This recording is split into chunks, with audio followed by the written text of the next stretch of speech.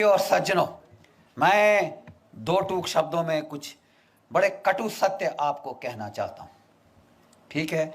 और क्योंकि कड़वा सत्य बोलना ही एक फौजी का काम है, हमें सिखाया जाता है।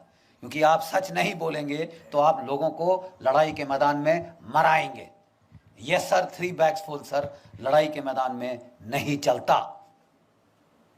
मैं कहना यह चाहता हूं, और एक भगवान का लाख शुक्र है पाकिस्तान का, जिसने हमको लड़ना सिखाया, मार लगाता रहा जब तक कि लड़ने को राजी नहीं हुए अपनी जान बचाने के लिए ही। और दूसरा एक चीन की पीपल्स लिबरेशन आर्मी, 1962 में उन्होंने ऐसी करारी लात मारी कि ये नेहरू परिवार का जो उस वक्त हाल था, कभी अमेरिका को अपनी ट्रूप्स भेजो, अपने जहाज भेजो, बोलिए आपकी एयरफोर्स कहां है, आपने लगाई? तुम्हारे पास इतनी बड़ी एयरफोर्स है, तुमने लगाई? 1962 में नहीं लगाई साहब, बिठा के रखा। और अब अमेरिकी एयरफोर्स मान रहे हो, रॉयल एयरफोर्स मान रहे हो, मतलब it was Tamasha. Thank God 1964 में वो अल्लाह ताला को प्यारे हो गए, भगवान उनकी आत्मा को शांति दे और हमें बख्शा। और 10 साल में ये देश रीमिलिटराइज हुआ। 65 की लड़ाई में हमने पाकिस्तान के साथ ड्रॉ हुआ, let's not be beat around the bush, ठीक है साहब। और जो हमारा पहला कमांडर इन चीफ था of the British Indian army, वो था general sir Roy butcher.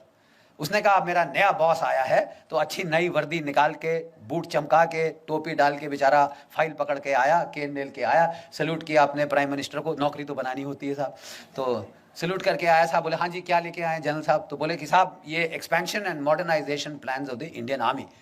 General, I don't need an army, this is a peaceful country, I only need the police, who needs you, get out।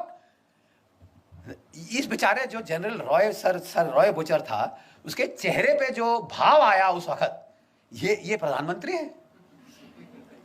जब वो office के बाहर आया तो किसी उसके जूनियर एडीसी ने पूछा सर क्या हो गया, you seem to have seen a ghost. तो वो कहता कि जी ऐसा ही कुछ है। कहता अच्छा मैं तो जा रहा हूं, अभी इनको संभालने दो अपना। अगर सरदार पटेल ना होते, आपकी फौज डिसबैंड कर दी गई होती। Do you know this? 2 चीजों ने आपको बचाया, एक पाकिस्तान ने, एक सरदार पटेल ने। पाकिस्तान ने हमला कर दिया, उन्होंने नहीं इंतजार किया, उन्होंने शांति के नारे नहीं लगाए।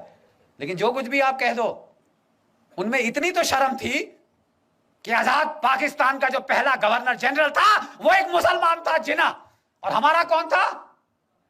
Lord Louis Mountbatten. प्यार था साहब, इश्क इश्क इश्क था। लेडी माउंटबेटन को दूर थोड़ी ना जाने दिया जा सकता है। तो बोले आप रहिए साहब। अरे यार हम मर गए, 26,000 हमारे शहीद हो गए इनको निकालने के लिए, और तुम यहाँ रोक के, वो खानदान को यहाँ रोक के हमारे ऊपर राज कराने के लिए बिठा रहे हो। और जब पार्टीशन की रॉयट्स हुई तो इन्होंने उसको बोल दिया एक मीटिंग में, you please handle. Are you sure you are the prime minister? वो भी सरकास्टिकली बोला Mountbatten, Jawaharlal you are the prime minister, you want me to take charge? नहीं जी हमारी तो, यार ये तो हाल है। ऐसी आप पे सरकार थोपी गई जो हिंदुस्तान का मिलिट्री पोटेंशियल न्यूटर कर दे। अब बिल्कुल यही हुआ। अगर पाकिस्तान ना होता, इन्होंने हमारी फौज की ऐसी तैसी कर देनी थी, ठीक है साहब। ये गांधीवाद जो था, इसने हमारी फौज का सफाया कर देना था। और पाकिस्तान के टैंक वाकई 1965 में दिल्ली में आके नमाज पढ़ते। ये इस किस्म की ट्रेचरी हमारे साथ हुई।